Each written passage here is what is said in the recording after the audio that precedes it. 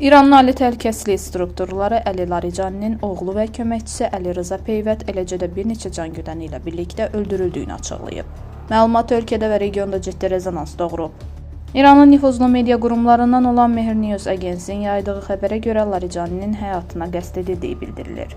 Qeyd edək ki, Əli Larijani uzun illər İranın siyasi sistemində mühüm rol oynamış fiqurlardan biri olub.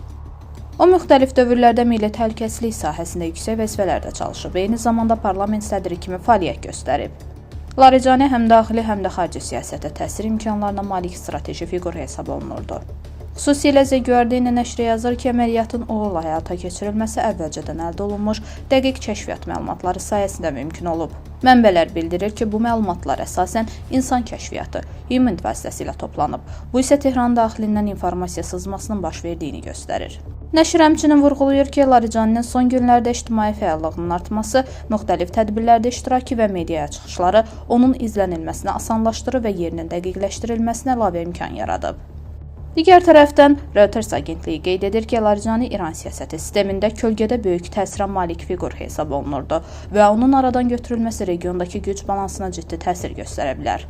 İsrail rəsmilərinin açıqlamalarına görə İran daxilindən daxil olan kəşfiyyat məlumatları axını davam edir və xüsusilə Sepah və Bəsiq qüvvələrinin yerləşdiyi məntəqələrlə bağlı yeni informasiyalar əldə olunur.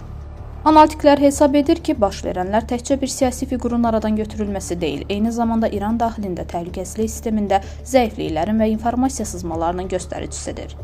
Bu isə ölkə daxili sabitliyi ilə yanaşı regionda geosiyasi gərginliyin daha da artmasına səbəb ola bilər. Hazırda hadisənin bütün detalları ilə bağlı araşdırmalar davam edir və yaxın vaxtlarda daha geniş məlumatların açıqlanacağı gözlənilir.